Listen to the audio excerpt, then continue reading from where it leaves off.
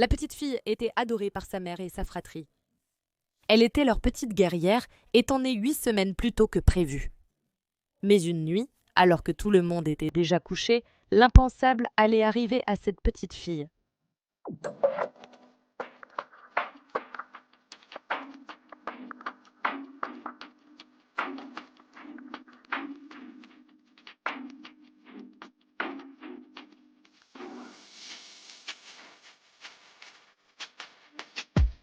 Bienvenue, je suis Cassie.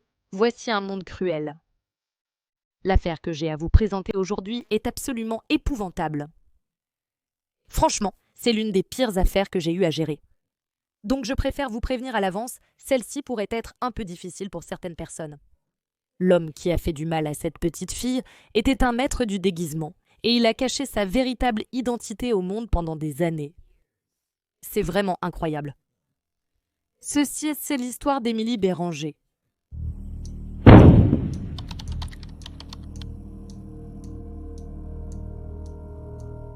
Émilie Béranger est née le jour de Thanksgiving en 2015. Née 8 semaines prématurément, sa mère est Amanda Atkins. Émilie avait un beau sourire et c'était un bébé très agréable et heureux. Elle pleurait très rarement. Émilie avait aussi 3 frères et sœurs avec qui elle adorait jouer. Elle avait un frère de 7 ans nommé Nathaniel, une sœur de 6 ans nommée Carly et un frère de 2 ans nommé Cameron. Et quand Émilie avait 10 mois, elle commençait tout juste à faire ses premiers pas et babillait quelques mots. Elle était très aimée par toute sa famille. À l'été 2016, la mère d'Émilie, Amanda, a décidé de quitter leur maison dans le Maryland pour s'installer en Virginie occidentale afin de commencer une nouvelle vie pour elle et sa famille. Elle avait auparavant vécu près de Baltimore et sachant que ce n'était pas un endroit sûr pour élever des enfants, elle a décidé que la Virginie occidentale, avec ses vastes campagnes, serait une meilleure idée pour eux. Peu après le déménagement de sa famille en Virginie occidentale, Amanda a rencontré un homme nommé Benjamin Taylor, surnommé Benji. Benji a séduit Amanda, il paraissait idéal. Il voulait toujours être avec elle, et il adorait sortir avec elle et les enfants. Il se comportait comme s'il faisait déjà partie de la famille. Pour Amanda, c'était un homme parfait et formidable. En août 2016, Benji a publié sur Facebook une photo de lui et Amanda en train de s'embrasser. Et peu de temps après, le 7 septembre, il a changé son statut de relation en couple avec Amanda Atkins. Benji avait en effet un casier judiciaire mineur. Il avait un casier pour cambriolage et il avait aussi enfreint sa probation à 2 reprises. Quelques mois après leur rencontre, Benji avait emménagé avec Amanda et ses enfants. Le 2 octobre, Amanda et ses 3 enfants les plus âgés se sont couchés vers 21h. Benji a choisi de rester éveillé un moment, ni lui ni Émilie n'étant fatigués. Elle s'est assise sur sa balançoire dans le salon pendant que Benji est descendu faire la lessive au sous-sol. Et à un moment donné, Benji a fini par emmener Émilie en bas pendant qu'il terminait la lessive et écoutait de la musique. Amanda s'est levée vers 4h du matin et elle a regardé dans le berceau d'Émilie. Elle n'était pas là et son petit ami Benji n'était pas non plus allongé à côté d'elle dans le lit, donc elle ne savait pas où ils étaient tous les deux. Elle s'est dit qu'ils s'étaient peut-être endormis en bas, lui sur le canapé, elle dans sa balançoire. Elle est descendue vérifier, mais ils n'étaient pas dans le salon non plus. Alors Amanda est descendue au sous-sol parce qu'elle se souvenait que Benji avait dit qu'il allait faire une lessive. Et là, elle a découvert la scène la plus horrible. Elle a trouvé Benji, torse nu, agenouillé au-dessus de sa fille nue, avec son pantalon déboutonné. Les lumières du sous-sol étaient tamisées et Amanda n'arrivait pas vraiment à comprendre ce qui se passait. Elle lui a demandé ce qu'il faisait. Benji a simplement dit qu'il était en train de sécher Émilie. Elle lui a demandé pourquoi il serait en train de la sécher si tôt le matin dans le sous-sol. Et c'est alors qu'elle a remarqué qu'il y avait quelque chose d'anormal sur le visage d'Émilie et elle s'est approchée de Benji et de sa fille. Le visage d'Émilie était couvert de sang. Elle émettait un bruit de gargouillement et elle était froide au toucher. Amanda l'a immédiatement attrapée et a giflé Benji en hurlant « Qu'est-ce que tu as fait ?» Qu'est-ce que tu as fait ? Elle a couru à l'étage et a appelé le 911. Elle a dit à l'opératrice qu'Émilie saignait de son vagin. Elle crie au téléphone. Je crois qu'il l'a violée, putain. Et dans l'appel au 911, on peut entendre Amanda crier sur Benji. Qu'est-ce que tu lui as fait, bordel? Pourquoi était-elle nue? Lorsque les premiers intervenants sont arrivés chez Amanda, sur Meadowlark Lane à Ripley, en Virginie-Occidentale, ils ont trouvé Amanda debout, tenant Emily dans ses bras, et elle était couverte d'une quantité importante de sang. Un policier a demandé à Benji de soulever son t-shirt et cela a révélé une tache de sang. Il a dit au policier que cela devait venir du moment où il avait pris Emily dans ses bras.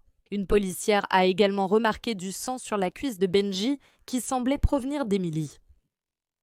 Emily a été transférée d'urgence à l'hôpital de Charleston où elle a été déclarée en état de mort cérébrale. Alors qu'Amanda tenait Emily dans ses bras, 2 jours plus tard, le 5 octobre, Amanda a pris la difficile décision de débrancher son système de maintien en vie et Emily a été déclarée décédée. Les médecins des urgences ont dit à la police que les blessures traumatiques d'Emily avaient probablement été causées plusieurs heures avant l'arrivée des premiers secours. Une autopsie de la fillette a confirmé qu'Emily avait subi d'importants saignements et que ses blessures étaient compatibles avec une pénétration par un homme adulte. Elle avait également des blessures à la tête qui laissaient penser qu'elle avait soit été jetée au sol, soit frappée violemment avec un objet lourd. La cause officielle de son décès était une fracture du crâne. Benji a été arrêté et inculpé d'agression sexuelle au 1er degré, mais il a ensuite été accusé de meurtre le 6 octobre. Après son arrestation, Benji Taylor a dit à la police qu'il avait emmené Emily au sous-sol, mais qu'il avait perdu connaissance, et que la dernière chose dont il se souvenait était de faire la lessive. Il a dit qu'il avait bu des bières entre 14h et minuit ce jour-là, et qu'il avait aussi fumé un peu d'herbe avec Amanda plus tôt. Un adjoint arrivé sur les lieux a déclaré que Benji ne semblait pas du tout en état d'ivresse lorsqu'il est arrivé. Il a dit qu'il avait peut-être perdu connaissance 10 fois et que cela pouvait avoir duré entre 30 et 40 minutes ou 5 à 6 heures à chaque fois. Il n'en avait aucune idée. Et il a également affirmé qu'il ne se souvenait pas avoir lavé le sang du nourrisson dans l'évier pour essayer de dissimuler les preuves. Mais la vérité, c'est que Benji n'avait rien fait pour sauver le nourrisson de la blessure qu'elle avait subie après qu'il l'ait attaqué. La police a également fouillé le téléphone de Benji et a découvert qu'il avait cherché de la pornographie légale de 2h52 du matin jusqu'à environ 3h17 du matin. Le téléphone de Benji montre aussi qu'il a passé un appel de 9 secondes à un contact enregistré comme « maison ». Cela s'est produit à 4h54 du matin. C'était environ 6 minutes avant que la première équipe d'intervention n'arrive à la maison. Il a ensuite reçu un message de son frère lui demandant si tout allait bien. Je suppose que c'est le numéro qu'il a tenté d'appeler sans succès. Et vers 5h14 du matin, Benji répond par texto « Connerie mec, mais t'inquiète pas ». On a trouvé de grandes quantités de sang sur des couvertures et des vêtements dans le sous-sol. La police a obtenu un mandat pour saisir les vêtements de Benji portés ce soir-là et un échantillon d'acide désoxyribonucléique. Il a été incarcéré à la prison régionale de South Central avec une caution de 2 millions. Le 5 octobre 2016, une pétition a en fait été adressée au gouvernement fédéral pour demander la pendaison publique de Benjamin Taylor. Elle a recueilli pas mal de signatures, comme on pouvait s'y attendre, avant d'être finalement retirée. En mars 2019, l'affaire a été portée devant les tribunaux. Elle a duré 5 jours. Benji portait un gilet pare-balles, un casque et des chaînes pendant la majeure partie du procès. Au cours de tout le procès, de nombreux témoignages de moralité et de témoins ont été présentés.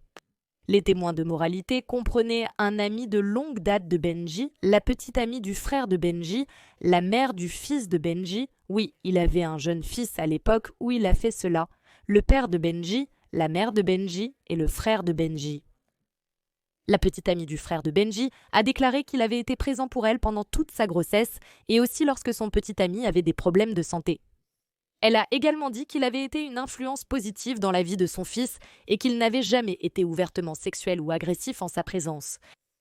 Brenna Garnes, la mère du fils de Benji, a témoigné qu'il avait également passé du temps avec sa fille et qu'elle n'avait aucune plainte concernant son comportement avec les enfants. Elle a ajouté qu'il y avait des moments où Benji buvait, qu'il devenait très silencieux, mais qu'il ne devenait jamais agressif ou excessivement sexuel. Elle a dit qu'elle ne pouvait jamais imaginer qu'il ferait ce dont on l'accusait. Et cela va vous mettre en colère parce que ce n'est pas le genre de choses que l'on dit lors d'un procès pour le meurtre d'un bébé. Le père de Benji a décidé de dire à la cour qu'il était fier de son fils pour ce qu'il était. Il a également déclaré que Benjamin n'avait jamais été violent, agressif ou eu un comportement sexuel inapproprié. Il a dit au jury qu'il se souvient que sa femme l'a réveillé le matin du 3 octobre 2016 et qu'ils se sont précipités chez Amanda. David a dit qu'Amanda semblait calme et qu'elle n'a jamais exprimé de colère lorsqu'il l'a conduite à l'hôpital. Le père de Benji a ajouté qu'il était surpris que les forces de l'ordre et les ambulanciers aient décrit Amanda comme étant bouleversée et hystérique ce matin-là, car lui se souvient simplement qu'elle était calme. Oui, cela venait juste d'arriver à sa fille, et ce qu'on a entendu lors de l'appel au 911. Je ne crois pas avoir autre chose à dire. Un enregistrement a également été diffusé dans la salle d'audience où l'on entend Amanda crier et pleurer de façon hystérique à l'hôpital, puis la mère de Benji, Rita Taylor, a déclaré qu'elle pensait qu'Amanda simulait son hystérie. Le frère de Benji, Zachary Taylor, n'a pas dit grand-chose, mais il a affirmé qu'il était une bonne influence pour ses fils et qu'il n'aurait jamais pu faire ce dont on l'accusait. La mère de Benji, Rita, a partagé des histoires sur la gentillesse de Benji envers son propre fils, son neveu et les autres enfants de la famille. Elle s'est également souvenue que son fils avait eu 3 épisodes où il avait consommé de la drogue ou de l'alcool par le passé et qu'il était simplement resté allongé là. Elle a bien sûr également affirmé qu'il était impossible que son fils ait fait ce dont on l'accusait, mais le matin du 3 octobre, elle avait aussi reçu un appel de Benji. Il lui a dit qu'il l'aimait, puis il a raccroché. Les procureurs ont aussi demandé à la mère de Benji si Benji était sorti d'un trou noir en tenant un enfant blessé, aurait-il appelé le 911 ? La mère de Benji a accepté. Alors pourquoi le 911 n'a-t-il pas été appelé avant qu'Amanda n'arrive là-bas ?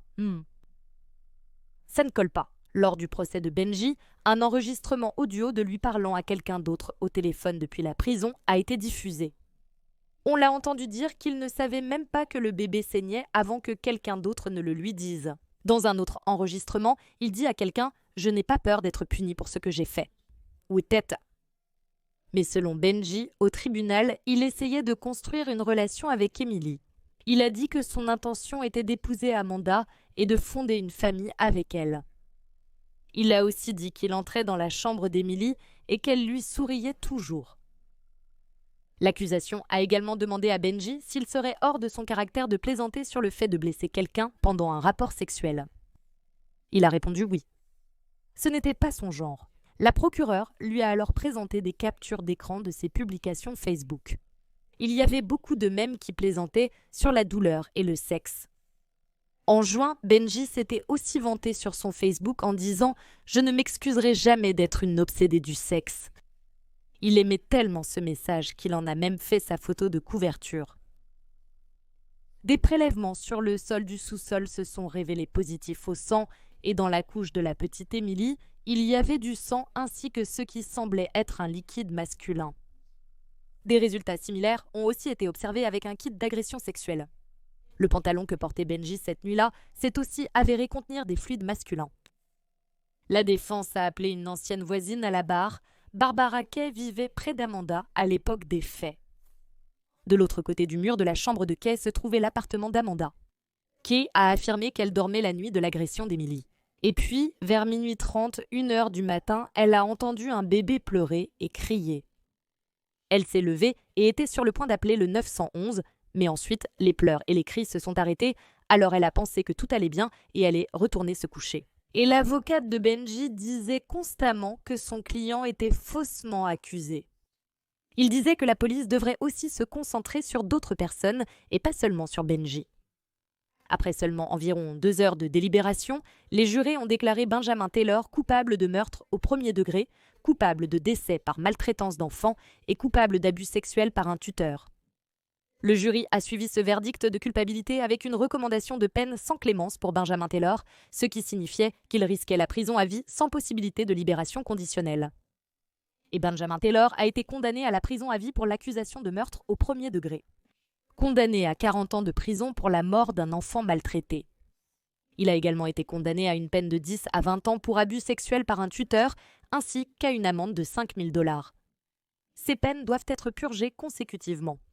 Benjamin Taylor a montré de l'émotion pour la première fois aujourd'hui. Durant le procès, il fixait le vide devant lui, ignorant les preuves présentées sur l'écran de la salle d'audience. Il n'a jamais pleuré lorsque des photos horribles et explicites du corps meurtri d'Emma étaient affichées. Cependant, immédiatement après l'énoncé du verdict, Benjamin Taylor a éclaté en sanglots. Écoutez la juge Tatterson. Verdict du jury. Vous avez été reconnu coupable du crime de meurtre au premier degré. Cette information est mentionnée dans le deuxième chef d'accusation.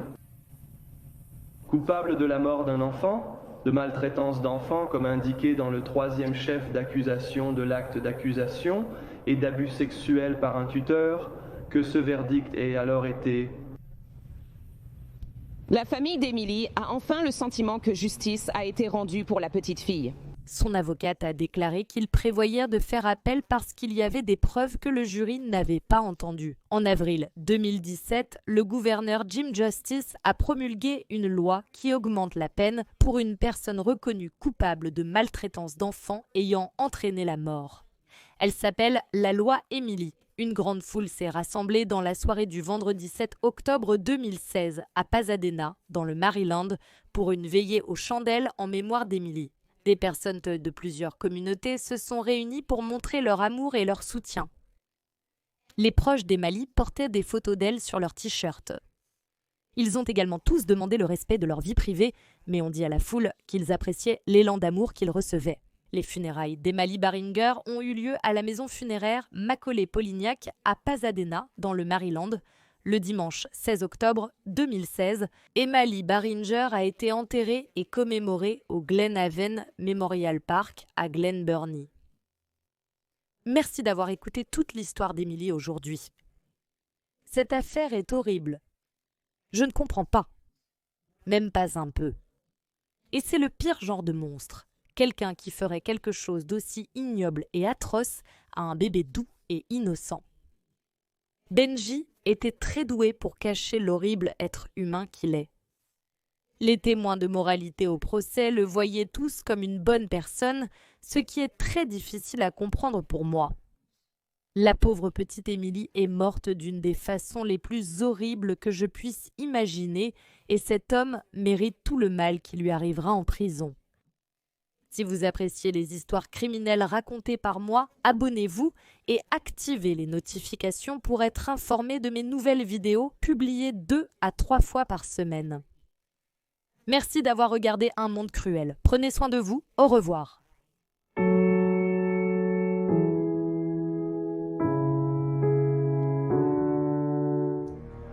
Merci d'être des mécènes d'Un Monde Cruel. Adina, Amy, Angela, Angie, Catherine, Daniel, Anna Rama, Cara, Lindsay, Mel, MJ Kelly, Neoma et Tammy. Vous êtes génial. Il y a désormais encore plus de contenu d'Un Monde Cruel sur Patreon. Vous aurez accès à des vidéos exclusives chaque mois et bien plus encore. Tout soutien aide vraiment à s'assurer que les victimes ne soient jamais oubliées et à mettre en lumière les failles de la société liées à chaque affaire.